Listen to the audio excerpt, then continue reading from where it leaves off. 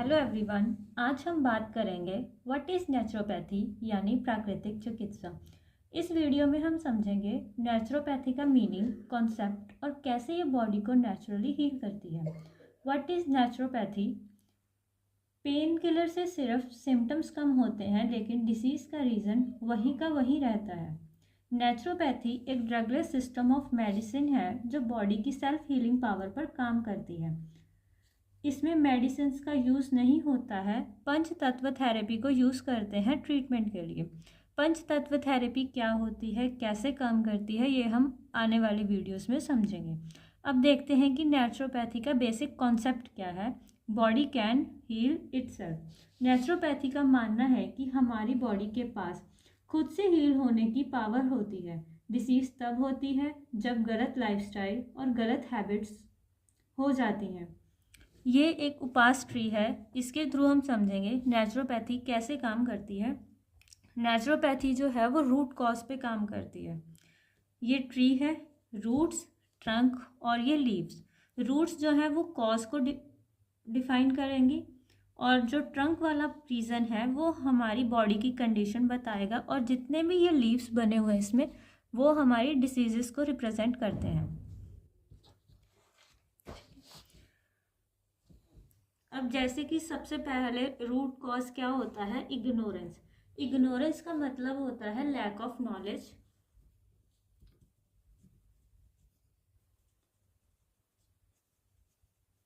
या फिर lack of awareness. Indifference का मतलब होता है लैक ऑफ केयरिंग। इसमें पर्सन को प्रॉब्लम के बारे में पता होता है लेकिन वो अपनी प्रॉपर केयर नहीं करते हैं। Lack of self control.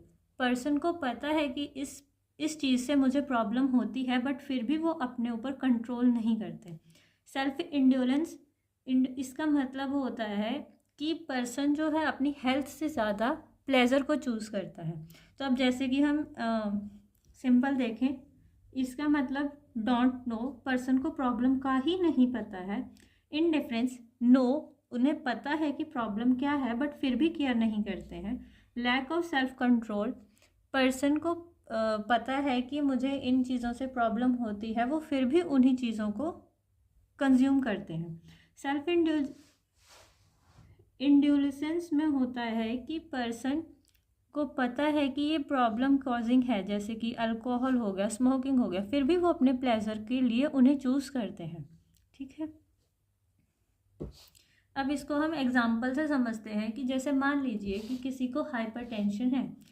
वो पर्सन मेडिसिन नहीं ले रहा है क्योंकि उन्हें पता ही नहीं है कि हाइपरटेंशन कितना ज़्यादा सीरियस हो सकता है, वो उसे इग्नोर कर रहे हैं।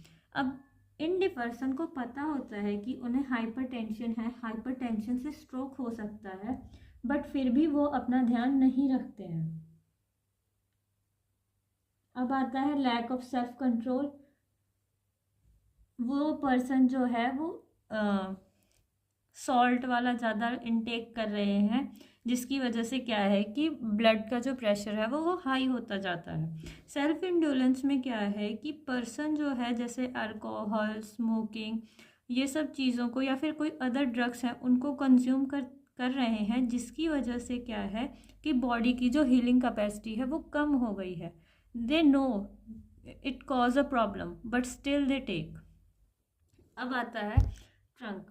ट्रंक वाला जो पोर्शन है वो हमारा रिप्रेजेंट करता है बॉडी की कंडीशन को। जब हम ये इग्नोर करेंगे, इनडिफरेंस होगा पर्सन में, या फिर वो सेल्फ कंट्रोल नहीं होगा, सेल्फ इंड्योलेंस होगा, तो उसकी वजह से क्या होगा कि बॉडी पे क्या क्या इफेक्ट आते हैं।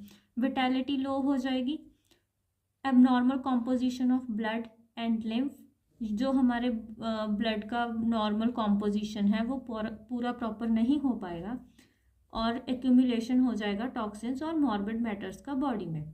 ठीक है, अब विटैलिटी क्या होता है? ठीक है, व्हाट इज़ विटैलिटी? विटैलिटी अगर हम समझें तो विटैलिटी को हम इम्यूनिटी नहीं कह सकते, but they are correlated to each others. Vitality is not equals to immunity, but they are correlated. Immunity जो है वो विटैलिटी का एक छोटा सा पार्ट है। विटैलिटी हमारी पूरी बॉडी को रिप्रेजेंट करता है। विटैलिटी का मतलब होता है जैसे फिजिकल, मेंटल, इमोशनल, इस पूरी हेल्थ को रिप्रेजेंट करेगा। और वहीं पे अगर इम्यूनिटी की बात करें तो वो हमारा रिप्रेजेंट करता है किसी भी बैक्टीरियल इन्फेक्शन के अगेंस्ट फाइट करने को। हम कह सकते हैं कि अगर पर्सन की विटैलिटी अच्छी है, स्ट्रॉन्ग विटैलिटी है, तो उसकी इम्यूनिटी भी अच्छी होगी, भी गुड होगी। अगर वही पर्सन जो है वीक विटैलिटी का होगा तो इम्यूनिटी भी पुअर होगी। जैसे मान लीजिए कि कोई पर्सन जो है वो फिजिकली इमोशनली फिट है, स्ट्रॉन्ग है, सोशली भी प्रॉपर एक्टिव है, तो ऑब्वियस सी बात है कि उनकी इम्यूनिटी जो है वो अच्छी होगी। अगर वहीं पे पर्सन जो है वीक है, एक्सरसाइज प्रॉपर नहीं करता है, न्यूट्रिशन का प्रॉपर इनटेक नहीं है, माल न्यूट्रिशन का पर्सन है, तो उनकी इम्यूनिटी भी पुअर होगी और उनकी विटैलिटी भी लो होगी। नॉर्मल जो हमारी ब्लड की फॉर्मेशन है, आरबीसीज, डब्ल्यूबीसीज, प्लेटलेट्स, उनका काउंट जो है वो नॉर्मल रेंज में नहीं होगा, वो ज़्यादा या कम हो जाएगा।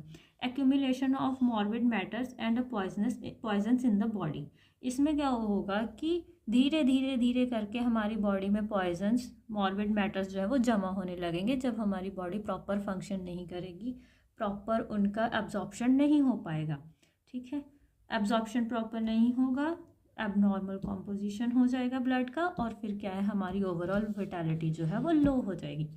इन्हीं रीजंस की वजह से क्या है, पर्सन में बहुत सारे डिसीज़ देखने को मिल सकते हैं, जैसे pneumonia, fatty liver, COPD, gout, asthma, toothache, diabetes, PCOS, PCOD, constipation, stroke, arthritis, diarrhoea, small pox and all etcetera. अगर हम सिंपली और शॉर्ट में समझें कि डिसीज़ की फॉर्मेशन कैसे होती है, तो जो पर्सन में डिसीज़ की फॉर्मेशन है वो रॉन्ग डाइट से होती है। जब पर्सन डाइट प्रॉपर नहीं लेगा तो टॉक्सिन्स एक्यूमुलेट होंगे, जिसकी वजह से बॉडी में इम्बैलेंस होगा। इम्बैलेंस हम कह सकते हैं कि जो हमारा नॉर्मल कॉम्पोजिशन ऑफ ब्लड है वो नहीं प्रॉपर बन पाएगा, ठीक, जिसकी वजह से क्या है, डिसीज़ पर्सन में विजिबल हो जाएगा, जैसे कि हमने हिस्ट्री में देखा ही था। इग्नोरेंस, इनडिफरेंस की वजह से, लैक ऑफ सेल्फ कंट्रोल की वजह से जो है वो पर्सन अपनी डाइट को चेंज कर लेगा, वो प्रॉपर डाइट नहीं लेगा, जिसकी वजह से टॉक्सिन्स जमा हो जाएंगे।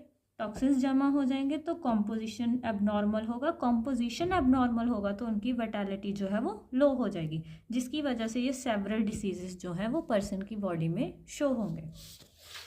ठीक, अब हम देखते हैं कि हमारा नेचुरोपैथी वर्क कैसे करता है। हमारा मेन फोकस होता है कि हम रूट कॉज को ट्रीट करें, जो प्रॉब्लम कॉजिंग है, जहाँ से मेन रीज़न है प्रॉब्लम का, हम उसको ट्रीट करते हैं। उसको ट्रीट करेंगे, टॉक्सिन्स को रिमूव करेंगे, नेचुरल डाइट लेंगे, हेल्थी लाइफस्टाइल अडेप्ट करेंगे और सेल्फ हीलिंग पावर जो है वो ऑटोमेटिकली होगी। हेल्थी लाइफस्टाइल अडेप्ट करेंगे, प्रॉपर न्यूट्रिशन लेंगे, बॉडी की विटैलिटी अच्छी होने लगेगी, जिसकी वजह से हमारी बॉडी जो है वो नेचुरली खुद को रिकवर करना स्टार्ट कर देगी।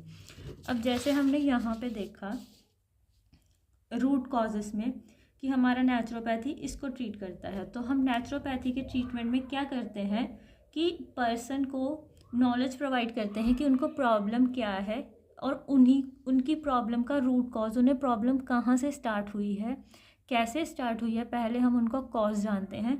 कॉज जानेंगे, पेशेंट को हम नॉलेज प्रोवाइड करेंगे, फिर हम क्या करेंगे कि नेचुरोपैथी का बेसिक प्रिंसिपल कहता है कि जब तक पर्सन की खुद की इन्वॉल्वमेंट नहीं होती है ट्रीटमेंट में, तब तक वो ट्रीट नहीं हो पाते हैं, उनकी जो रिकवरी है वो नहीं हो पाती है। जब पर्सन की इन्वॉल्वमेंट 100% होगी, पर्सन अपनी प्रॉपर केयर करेंगे, तो वो ऑटोमेटिकली उनकी इंडिफरेंस वाला जो पार्ट है वो रिमूव हो जाता है।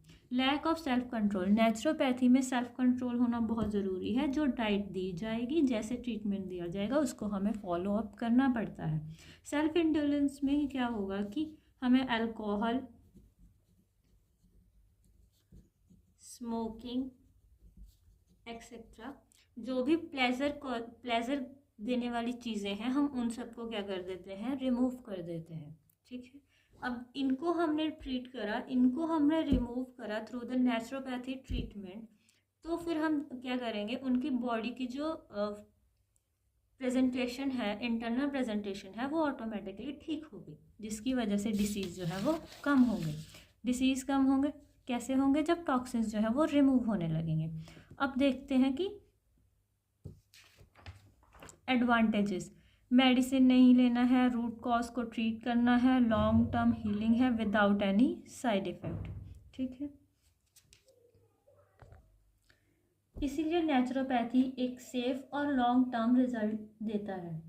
तो आज हमने इस वीडियो में जाना कि नेचुरोपैथी एक नेचुरल हीलिंग सिस्टम होता है जो डिसीज़ को नेचुरली ट्रीट करता है और उनके कॉजेस पे काम करता है। अगर इस टॉपिक रिलेटेड आपको कोई भी क्वेश्चन होता है तो आप कमेंट सेक्शन में बता सकते हैं। Thank you.